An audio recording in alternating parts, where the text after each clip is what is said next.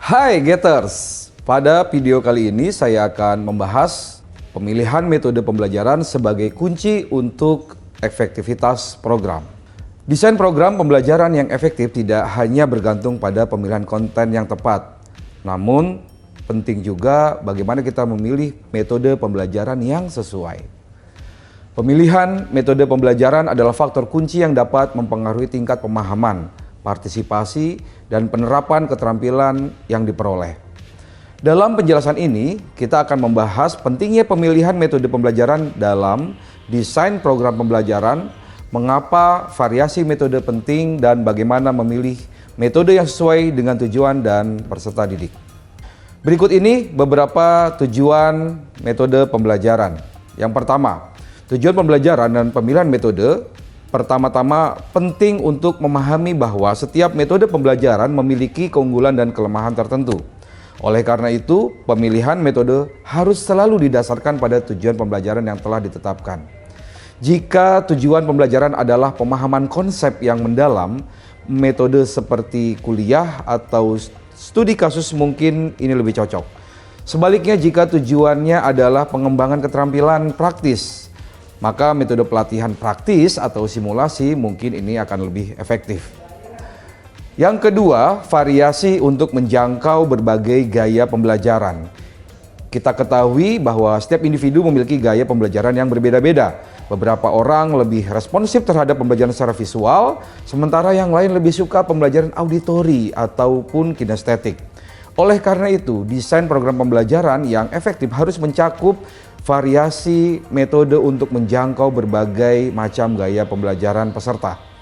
Ini tidak hanya membuat program lebih inklusif, tetapi juga akan meningkatkan peluang pemahaman yang lebih baik lagi.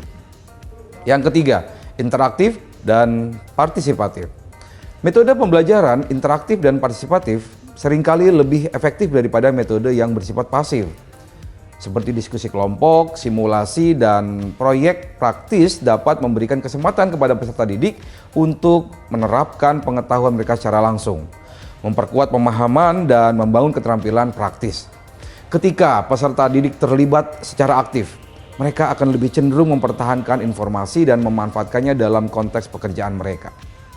Selanjutnya yang keempat, yaitu karakteristik peserta didik. Pemilihan metode pembelajaran juga harus mempertimbangkan karakteristik peserta didik, seperti tingkat pengalaman, latar belakang pendidikan, dan tentunya gaya belajar atau preferensi belajar. Peserta didik yang memiliki pengalaman kerja yang luas mungkin lebih memanfaatkan studi kasus atau diskusi yang melibatkan pengalaman praktis. Sementara peserta didik yang baru memasuki dunia industri mungkin lebih memerlukan banyak pengenalan melalui metode kuliah ataupun demonstrasi. Yang kelima adalah kolaborasi dan tim. Metode pembelajaran yang mendorong kolaborasi dan kerja tim dapat meningkatkan keterlibatan peserta didik dan membentuk keterampilan sosial yang penting dalam lingkungan kerja. Proyek kelompok, simulasi tim, atau latihan berbasis tim adalah contoh metode pembelajaran yang dapat memperkuat kerja tim dan kolaborasi. Yang keenam, fleksibilitas dan keterlibatan peserta. Fleksibilitas dalam memilih metode pembelajaran juga mempertimbangkan tingkat keterlibatan peserta. Beberapa peserta didik mungkin lebih nyaman dengan pembelajaran mandiri, sementara yang lain lebih suka interaksi secara langsung dengan instruktur ataupun peserta lainnya. Dengan mempertimbangkan preferensi atau gaya belajar ini, desain program pembelajaran dapat disesuaikan untuk menciptakan pengalaman pembelajaran yang lebih menyenangkan. Yang ketujuh, melakukan evaluasi secara konsisten terus-menerus. Pemilihan metode pembelajaran juga harus dievaluasi secara konsisten terus-menerus selama dan setelah implementasi program dilaksanakan. Umpan balik dari peserta didik dapat memberikan wawasan berharga tentang efektivitas metode tertentu. Evaluasi yang dilakukan memungkinkan penyesuaian proaktif untuk meningkatkan kualitas pembelajaran seiring waktu. Dalam desain program pembelajaran, memilih metode pembelajaran bukanlah keputusan yang sederhana. Pemilihan metode harus selalu didasarkan pada tujuan pembelajaran yang ditetapkan, keberagaman gaya pembelajaran peserta, keterlibatan aktif, dan tentunya karakteristik peserta didik. Variasi dalam metode tidak hanya memperkaya pengalaman pembelajaran, tetapi juga akan meningkatkan pencapaian dari tujuan pembelajaran itu sendiri. Dengan mempertimbangkan aspek-aspek ini secara cermat, program pembelajaran dapat dirancang untuk memberikan dampak maksimal pada pengembangan sumber daya manusia dan kesuksesan organisasi secara keseluruhan. Baik, setelah tadi kita membahas tentang metode pembelajaran, saatnya kita akan coba memahami tentang tahapan penentuan struktur dan rincian program.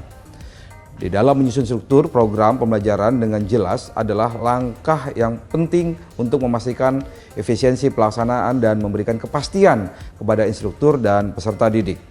Struktur yang baik mencakup berbagai aspek seperti durasi, frekuensi, dan urutan materi. Dalam penjelasan ini, kita akan mengeksplorasi mengapa penentuan struktur dan rincian program merupakan elemen yang penting dalam mendesain sebuah program pembelajaran. Bagaimana hal ini mempengaruhi pengalaman peserta didik dan mengapa memberikan arah yang jelas dan sangat penting. Oke Getters, saatnya kita tes pengetahuan dulu ya. Mengapa penting pemilihan metode pembelajaran dalam desain program pembelajaran? A. Untuk membatasi variasi dalam pengalaman pembelajaran. B. Untuk mengakomodasi preferensi instruktur saja. C. Karena setiap metode pembelajaran memiliki keunggulan dan kelemahan yang mempengaruhi pemahaman partisipasi dan penerapan keterampilan. D. Hanya untuk memenuhi kebutuhan peserta didik yang sudah berpengalaman. Baik, silakan dijawab. Saya kasih waktu 10 detik.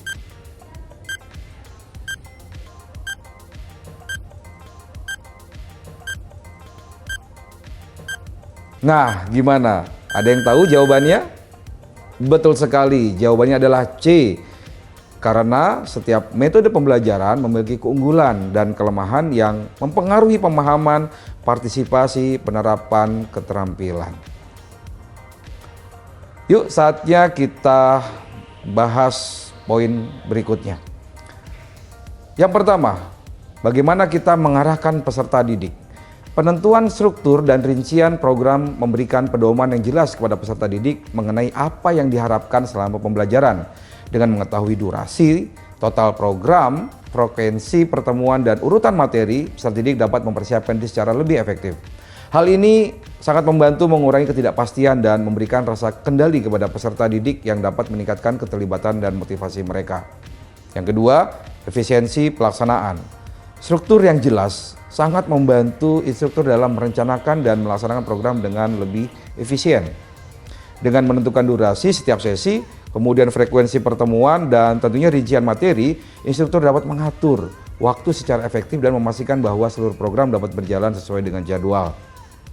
Ini juga memungkinkan untuk alokasi waktu yang memadai untuk setiap topik atau kegiatan, mencegah terlalu cepat atau lambatnya penyelesaian materi. Poin ketiga, kontinuitas pembelajaran. Penentuan urutan materi dalam struktur program membantu menciptakan kontinuitas pembelajaran. Materi diajarkan secara teratur dan terstruktur, memungkinkan peserta didik untuk memahami konsep secara bertahap.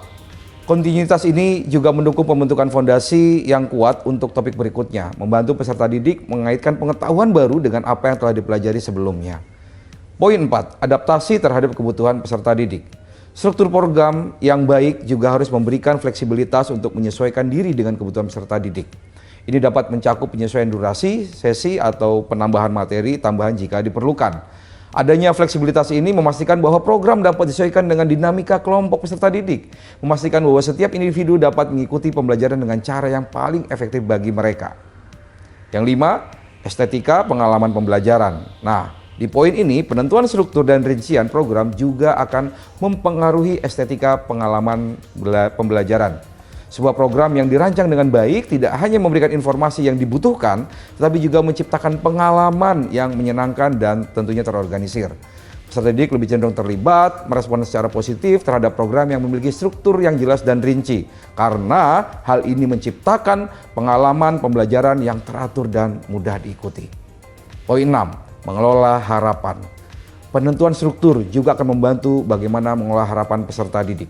Dengan memberikan gambaran yang jelas tentang durasi program, frekuensi pertemuan, dan konten yang akan dicakup, peserta didik dapat memiliki ekspektasi yang realistis tentang apa yang akan mereka alami. Ini sangat membantu mencegah ketidakpuasan ataupun kekecewaan yang mungkin bisa timbul jika harapan tidak sesuai dengan kenyataan. Yang ketujuh, evaluasi dan penyesuaian. Struktur program tidak bersifat tetap dan dapat dievaluasi secara terus-menerus. Setelah pelaksanaan dimulai, instruktur dapat mengumpulkan umpan balik dari peserta didik dan melakukan penyesuaian jika diperlukan. Hal ini memungkinkan respon terhadap kebutuhan dan preferensi peserta didik, meningkatkan efektivitas program secara keseluruhan. Oke, saatnya saya akan berikan kesimpulan di video ini. Dalam desain program pembelajaran, penentuan struktur dan rincian program bukan hanya tentang menyusun jadwal, waktu, atau materi, tetapi juga memberikan kerangka kerja yang kokoh untuk pengalaman pembelajaran. Oke, Gitters, sekian video kali ini. Mari kita saksikan video berikutnya.